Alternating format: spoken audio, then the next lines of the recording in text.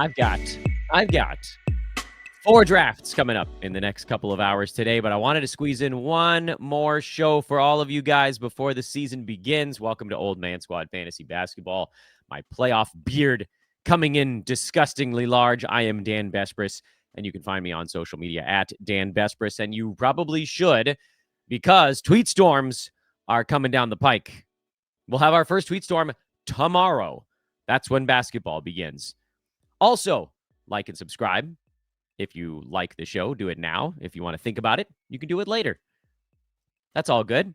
And the show's brought to you by FanDuel and the FanDuel Sportsbook. Here's what we're going to do on today's program. This is my final favorites board. I don't care what you want to call them. You want to call them sleepers. You want to call them breakouts. You want to call them values. You want to call them leapers.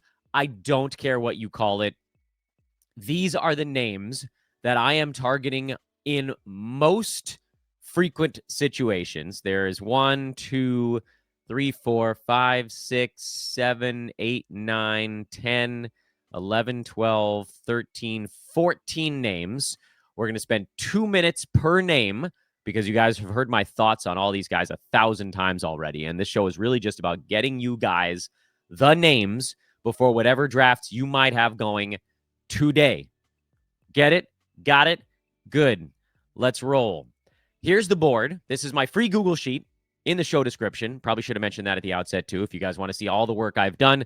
This is the pre-ranks tab where we've been tracking the rankings board that is most frequently referred to in fantasy basketball. I also have my buckets, which we did a show on that over the weekend. This is my ranks, how I've got everybody lined up. Injury replacement board is coming when the regular season starts, although we already have Grayson Allen in there. Streaming calendar is underway, but for today's purposes, we're looking at the rank trackers. And you can see way over on the far right side is the most recent board that was updated over the weekend.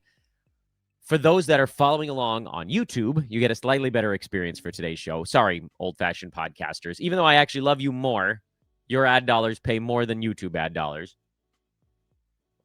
This show is going to be a little bit easier to follow along on YouTube, or you'll see more. I'm still going to give you all my favorites. But you can see I've got dark green, light green. Pay no attention, by the way, to the columns that are not the far right. That was all like snippets in time. Just pay attention to this one that I'm highlighting on your screen, the far right column. That's the one we're working from now. So you can see I like Nikola Jokic at 1 a lot. I like Shai Gilgeous-Alexander at 4 a lot. I like Anthony Edwards and Devin Booker at 7 and 8, a medium amount. But what we're focusing on today's show are not the mediums or a fair amounts. We're focusing on the guys that I like a ton. And so we'll scroll down and get to the first bright green name on the board, and that is Jamal Murray. So you could even call this the Dan's My Dudes episode. Jamal Murray is currently ranked 29th, which is a shame because he was later than that. He was going at 41 earlier on. He's kind of settled right around number 30. He's coming into the season healthy, which is a really good thing for him. He was number 18 last year. And if you're thinking, oh, what happens if he does the same stuff year over year? Well, good news. Vooch is probably going to slide. Tatum is out. Kyrie is out. Dame is out. Halliburton is out. There's a legitimate shot that Jamal Murray could be a turn level 9 category player this year with no real adjustments to his fantasy game.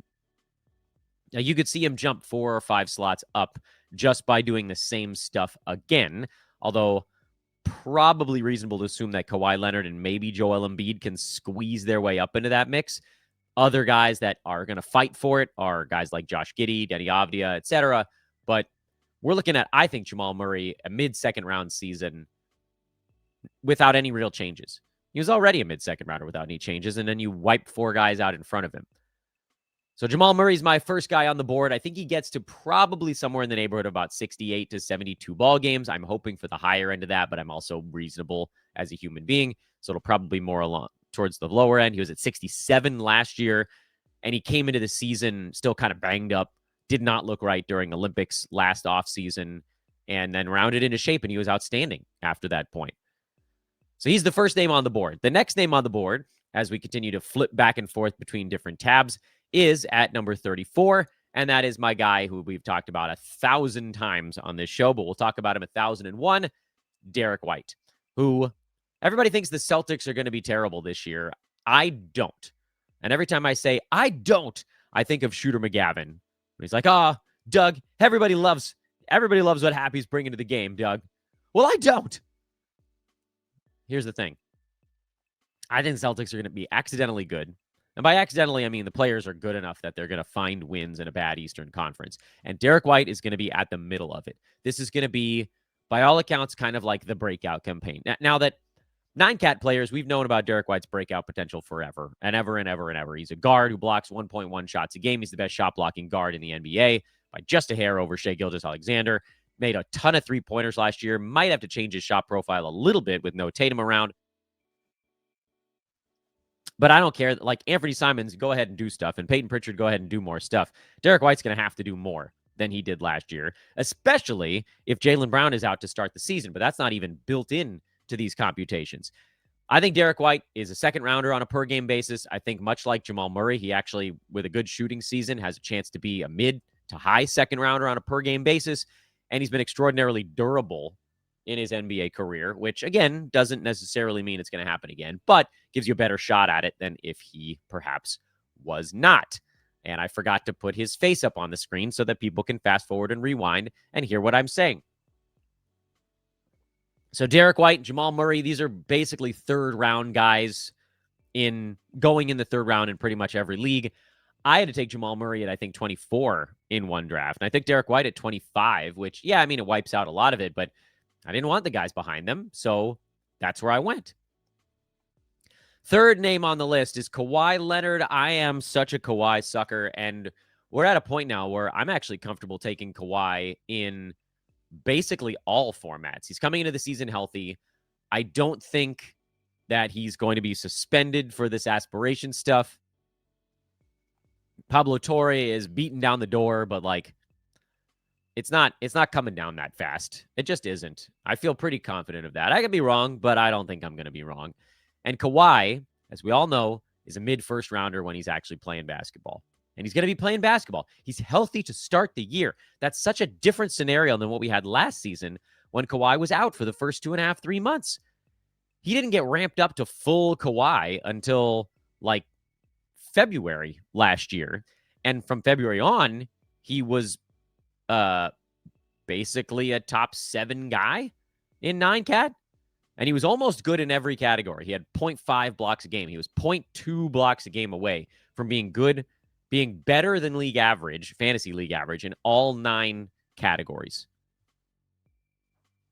He's going to be a monster this year. He's coming out guns blazing. Everybody in the Clippers camp has been like, the guy that's impressed us the most has been Brook Lopez and then Kawhi Leonard. Because they're not used to seeing him coming into a year with full range of motion in his body. And yeah, he's going to rest games. 65 games is probably a good case scenario. But getting Kawhi mid to late 4th round, 65 games of a top 5 guy that you're getting in the 4th is an obvious yes. That's an easy one in any format. In Roto, it's like, yeah, I mean, you could take him in the 3rd in Roto and you'd be fine. In head-to-head, you can even take him in the 4th. Next name on the Bright Greens board is a guy I'll tell you about after I mention that the Clippers' regular season win total over at FanDuel and FanDuel Sportsbook is 49.5. And if they stay healthy, they're going to beat that number. Clippers are going to be very good this year. The question is, are they too damn old? And they are very, very old. With the core of James Harden, who did stay healthy last year, Kawhi, Bradley Beal, John Collins, like he's not that old, but we haven't seen him play through a season in a while. They're big, a lot of question marks, but man, if they stay healthy, they're going to be very good. Let's get to Deni Avdija next because he's a fun one. These other guys, I don't know that you'd call Derrick White, Jamal Murray, and Kawhi Leonard fun. You'd call them big upside plays. Deni Avdija is more the like fun upside play because his is built mostly into the counting categories. And if anything else breaks right for Deni, that's how he gets to that next level. Because you know you're going to get counting stats. And no, I'm not worried about whether he's coming off the bench or starting. Late last season, he had a usage rate of 27, which is pretty damn high. And he was a first rounder in all formats, 9-cat, 8-cat, whatever. Because he was at 26, 10, and 6 with 1.8 defensive stats, 3 threes, and 51-83 splits. A lot of that stuff is coming down. Over Deni's career, he hasn't been, let's say, even close to that good in the various percentages categories, but that's not entirely true. But he's a career 46%er from the field, career 75 at the free throw line. So 51-83 or whatever I said was a bit over his skis. He has seemingly gotten better on the field goal percent stuff. So high 40s to low 50s is actually within reason. The 80s at the free throw line feels improbable. But when he gets full minutes, he's actually a decent steals guy. He's not a bad blocks guy. Not good, but not bad. Rebounds are always there. Assists are always there if he's actually in charge of any of the offense. I mean, this is a guy that could have a first or second round season per game. The problem is, if he gets yanked around, it could go the other way. So this one's a little bit more of an upside-downside play. I like Deni Avdija here a lot. I would take him over most of the guys in this range besides Kawhi Leonard. And there are other names in front of them that I would probably consider first. Like, if I don't have any risk, I might go Jimmy Butler first. I certainly would go Austin Reeves. These guys are going a little earlier. But if you get down to Deni and Kawhi and those guys are off the board, Deni's the guy over all these dudes behind him. Other than maybe Miles Turner or Cooper Flagg. And let's talk about Flagg next because, well, we'll go to this tab first so you guys can see the names as I scroll a little bit. I think you guys are probably enjoying the scrolling fun. Dyson Daniels, Ivica Zubats, these are guys I like a little bit. We'll do a show where we go through more of these names. And there's Cooper Flagg at 51. Weirdly, he was moving up the board, 50, 50, 49. Thought maybe he was going to start inching forward, and then he dropped back into the 50s again. And honestly, I'm surprised because anybody that's watched Cooper Flagg knows this guy's going to be a first-round fantasy player at some point in his career. The question is, how fast does he figure it out? One thing I like is that he's huge. He's a gigantic dude. We take it for granted a little bit that some of these guys are alien level size, but Cooper Flagg, for what he can do on a basketball court, he's huge. It's sort of LeBron-esque, where he's a giant guy who has terrific handle. He's not as good as LeBron. That's not what I'm trying to say here, but he's, I think, more inclined to figure it out somewhat quickly because he doesn't have to, play at 6'3" or 6'4" and navigate a bunch of trees. He's in there, like, he'd just take it to the rack and dunk it. So I think that's going to help with percentages a little bit. We already know he can shoot the three and free throws. He can get steals and blocks and boards and assists, and he can score. And the things you're worried about is there a field goal percent lag at the beginning of the year?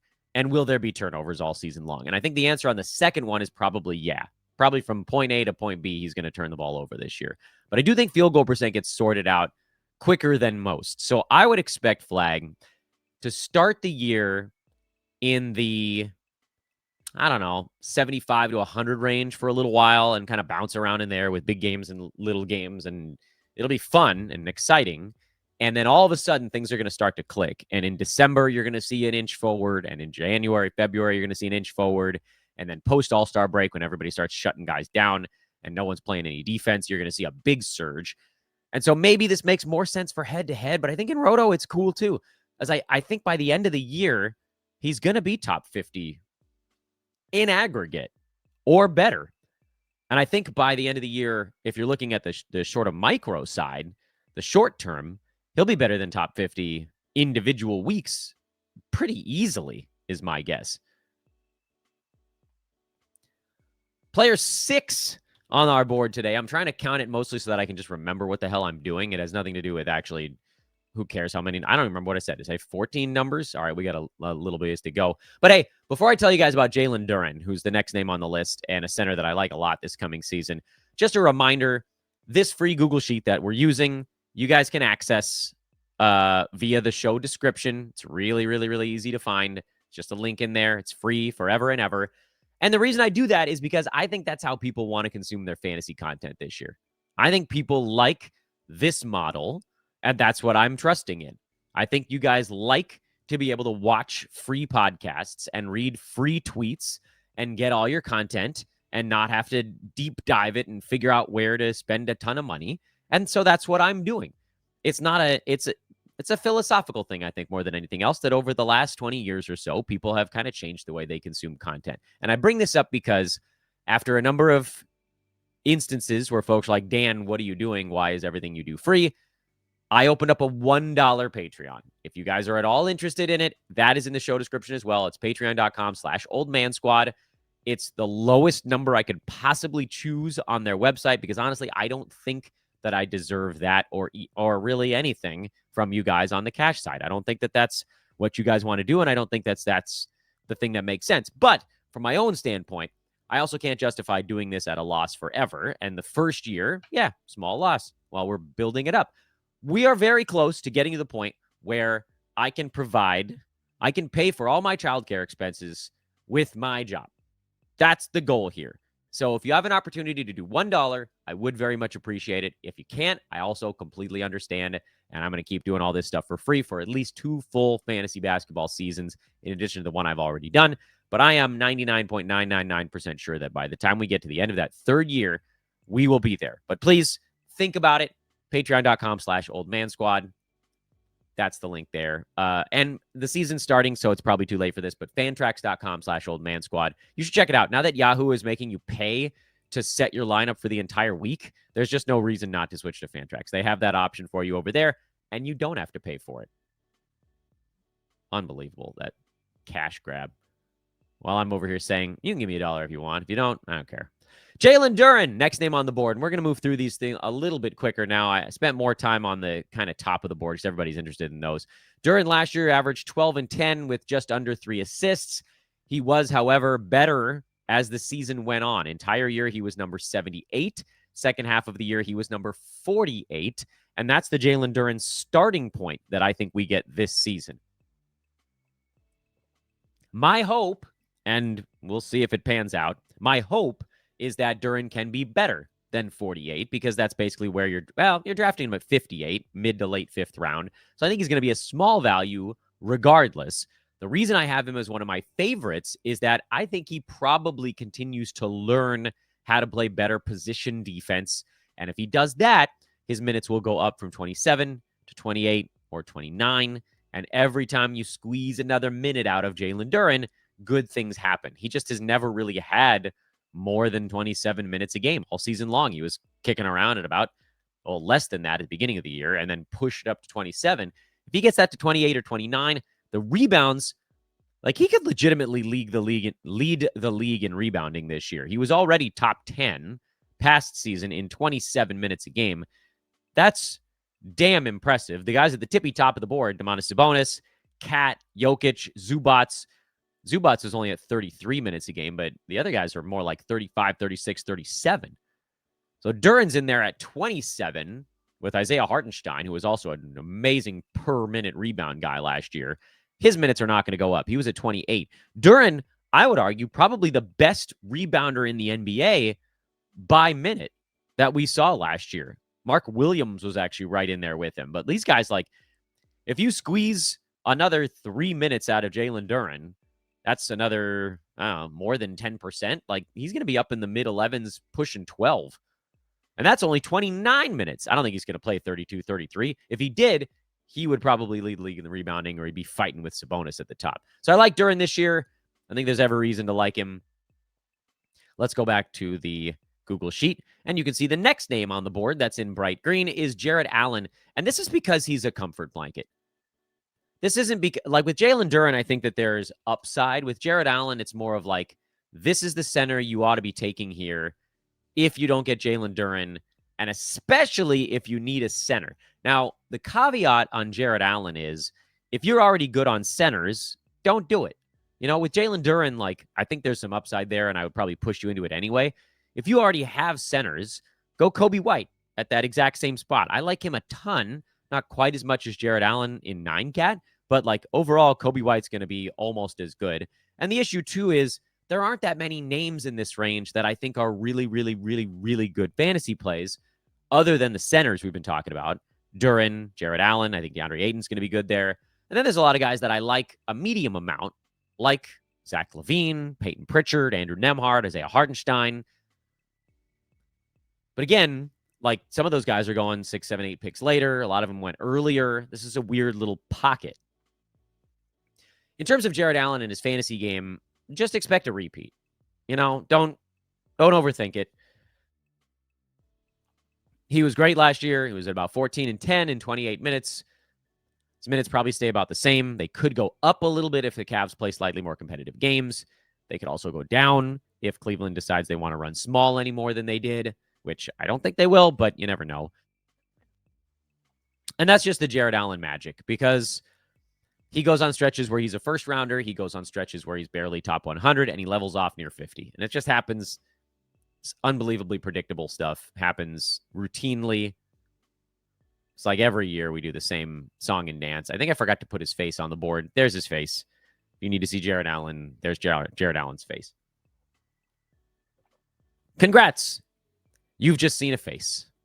Shout out Beatles. Next name on our loves board is OG Anunoby at 72. And we talked about him a lot kind of early in draft season and not as much lately.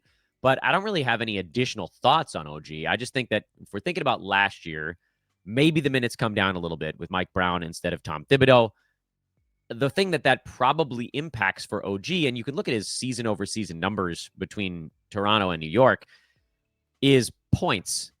It hasn't really, minute fluctuations haven't really changed his steal or block numbers almost at all. Like, other than prior to the New York trade last season, where his steals and blocks were weirdly low on a Toronto team where I don't think he was trying all that hard. Otherwise, like, he's been between 1 and 1.4 steals and 2 steals, whether he played 30 minutes or 36 minutes. He's always in that same range, and it hasn't really coincided with minutes. It has not been a linear thing. Blocks, same story, somewhere between a half and 1 block. Not really coinciding necessarily with minutes played in those games. He had a year where he blocked 0.7 shots in 30 minutes. He had another year where he blocked 0.5 in 33 and 0.7 in 36. This last year, he was very good in steals and blocks, but like, minutes coming down doesn't necessarily mean those are changing. I think it probably does decrease his scoring. That's a number that likely comes down a little bit. And everything else, I think, probably stays about the same. And so last year, we were looking at an OG that I think his 9-cat rank was 38. So even if that peels off a little bit, we still have plenty of wiggle room. I don't know why I pronounced it like that, but that's your stuff on OG. Bouncing back to the other window, Jakob Poeltl is the next name on my board. So back to Toronto we go. Toronto guys and guys that used to be in Toronto. That's what the game we're playing right now. Poeltl is, to me, just very much an I don't get why he was going as late as he was. He was number 43 in 9-cat last year. Number of shots per game probably comes down, but it's possible that his minutes might even go up on a Raptors team that's probably going to be trying to win. So I would expect the points per game to come down. I would expect the rebounds to stay static or even increase. Assists could even go up because they're going to use him as a guy. You're going to have, dribble handoff stuff. He's a good passing big man. Steals and blocks should hold. Field goal percent should hold. Free throw was good last year, and maybe that's the big fear on Poeltl, is that free throw number comes down and the rank comes with it. But who cares? He was 43rd last year. We got 3 rounds of wiggle room here. I think Jakob Poeltl is a great pick in this range, and I would certainly go down that path. I've lost track of how many names we've covered, but we're going to try to keep hustling along here. Donovan Clingan is the next one on the board. I know I've got some centers in this range. That's fine. You don't have to take all of them, and that's the thing. Like, don't try to stack every player that I list on today's show. You are going to know what your team's actual makeup is, and so you can push the pieces together. But Donovan Clingan finished last year with a flourish, and so that's what I'm looking for to start this season, is basically, and we're looking at like very much the very bitter end of the year, which for Portland was kind of bitter after a really strong middle of the season. But the final 3 weeks, 10 games, Clingan played 28 minutes. He averaged 9 and 11 with 2.7 combined defensive stats, and he was top 60 in 9-cat with an ultra-low turnover rate as well. His conditioning has been a point of focus. He is the starting center for the Blazers to start the year. I think you could see his field goal percent get better with that improved conditioning and probably slightly better offensive game and just like an understanding of how fast everybody else is in the NBA. And this is a guy, to me, I think Clingan could be a top 50 center this year, and I don't think it'd be that big of a stretch to get him there. So absolutely, I'm happy getting him in the 80s. Scrolling down the board, we got a couple of picks in the 90s I like a lot, and these are the same ones I've talked about for weeks and weeks and weeks. That's Cam Johnson and John Collins. We'll throw Cam Johnson up on the board just because, I don't know, I'm trying to throw everybody on the screen so you guys can see them, but this is one where I've I've talked these guys into the ground at this point. I just think Cam Johnson is in for an unbelievably efficient season in Denver. I don't know that he gets back to the same usage rate he had in Brooklyn, which was 22 and a half, but I would think that of the Michael Porter Jr. stuff left behind, the vast majority of it is going to go to Cam Johnson. Not all, but much. So, a dozen shots feels very attainable for him in Denver. And a dozen shots with, he's the best, maybe the best catch and shoot 3-point guy in the NBA. And that with Nikola Jokic is a recipe for great success. So I would think something in the neighborhood of 16, 17 points per game, 3 3-pointers, 4 boards, 3+ assists, a steal, some number, I don't care, blocks, and then excellent percentages from a guy who knocks down a ton of threes. That's a really cool thing to get in the 90s. Do I think he gets to top 50? It'll depend on how good the field goal percent could possibly get this year. I'm going to say probably not, but I do think 65 is well within reach for Cam Johnson, and that's why I would take him. And in some drafts, I'm able to get both of my favorites in the 90s back to back, and the other one, of course, is John Collins. I had to do a little fancy editing in there when Chrome completely crashed out, but hopefully you guys won't totally notice. John Collins is who we were talking about before the crash. I think that John Collins is in for a truly outstanding season in Clipper Town. He is the perfect fit to power forward for that team. I don't know that he gets the 13 shots he got in Utah last year, but the efficiency is going to be great for him. He's a steal, block, and 3-pointer per game guy. You're going to get high teens in scoring. You're going to get 8 rebounds a game. He might even play more than the 30 minutes he got in Utah, but more than anything, this is a guy that was top 45 last year in 9-cat with weirdly high turnovers. So, if you're playing 9-cat, some of the loss in usage could be perhaps buttressed by a stark drop-off in turnovers, because he'd never been anywhere near the 2.6 turnovers he was at per game last year. John Collins is typically a guy that's at like the 1.2, 1.4 range in turnovers. So that's likely to come way down. So even if the scoring comes down, which probably will, 11, 12 shots a game instead of 13, the turnovers are going to come way down also. And don't be floored if the Clippers give him 31, 32 minutes and he can get that extra half a rebound or whatever it is. So I think this is going to be a great season for John Collins. I think you're looking at, 0.7 steals per game, probably over a block a game of a John Collins that's really trying for the first time in a while.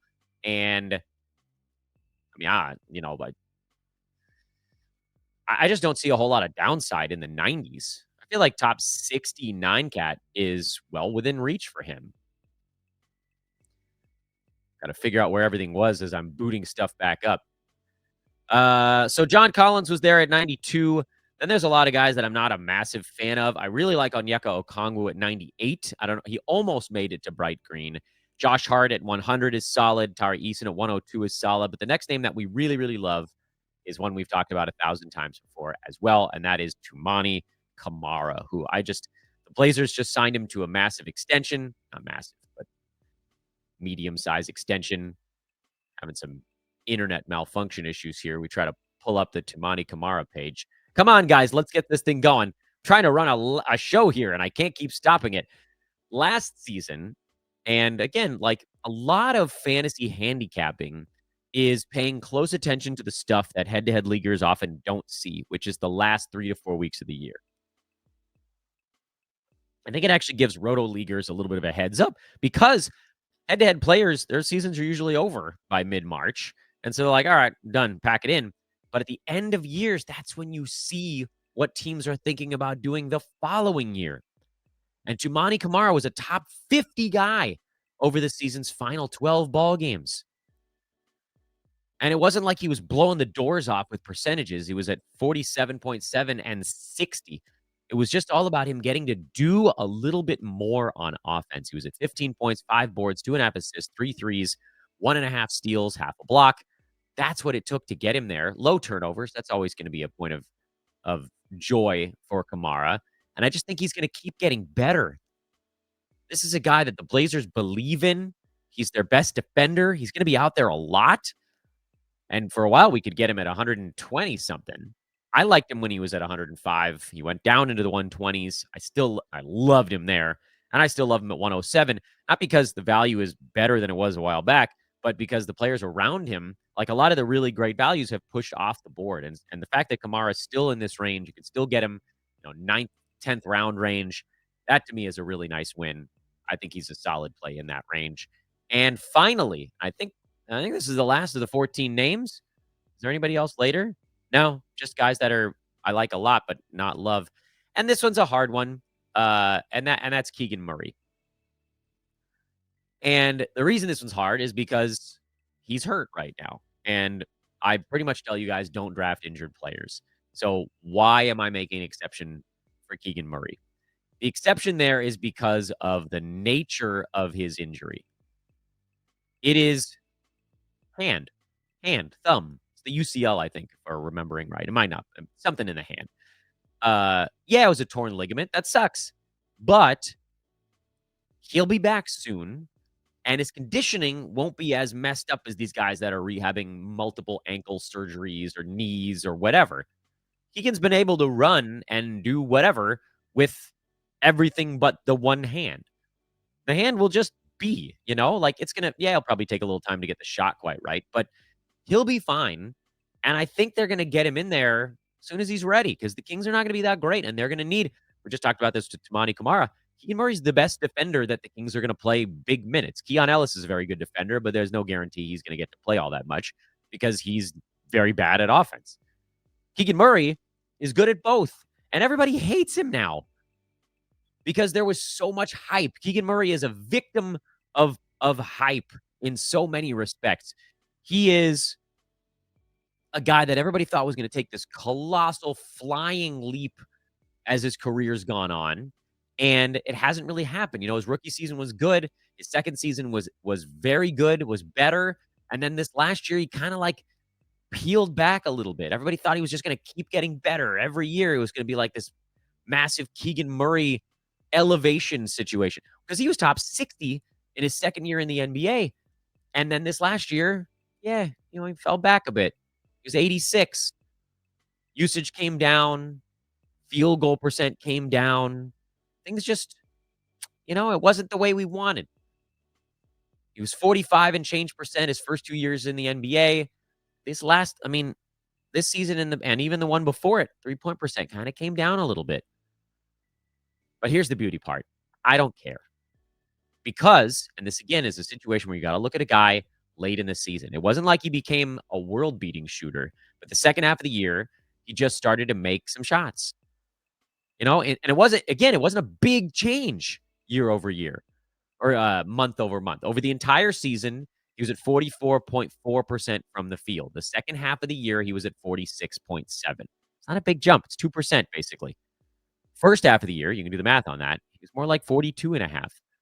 And so the second half of the season, where usage stayed exactly the same, but he made a couple percent higher, he was in the top 75. And I think that's a spot he should be able to pretty much walk into this year. And if anything goes awry, or if he happens to get a little bit more aggressive or whatever, then there's a little upside beyond that. And I'm willing to stash for 2 weeks. So I think he's back 2 weeks into the season. You're getting him late enough. That's part of it. And it's why Zach Edey is color-coded light green on this board. You're getting these guys late enough that if you're in a league that has more than one IL slot, specifically Keegan Murray, you have 9 or 10 of your starters already. You're not spending draft capital at this point to go to like stash a Tyler Hero or whatever, which is a harder one for me. I have a lot of trouble doing the Tyler Hero things. It's like, man, I could get somebody really good with my 6th or 7th round pick. And yeah, I'm going to get somebody who's maybe even a little bit better than those guys, but I don't know when he's going to be back. I can't afford to just be missing my 6th round pick for a month. But you can afford to be missing your 10th or 11th round pick for 2 weeks. It won't change your team almost at all. And if you draft a completely healthy team otherwise, you might just be able to make it 2 weeks without someone else on your club going on the IL.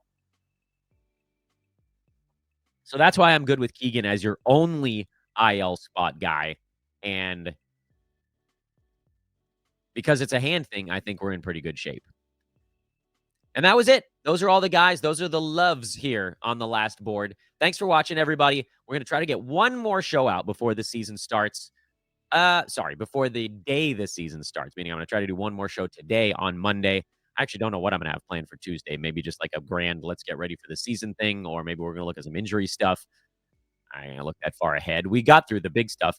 I'm Dan Vespers on Twitter. If you liked what we've done here through this entire run up, please subscribe to our things.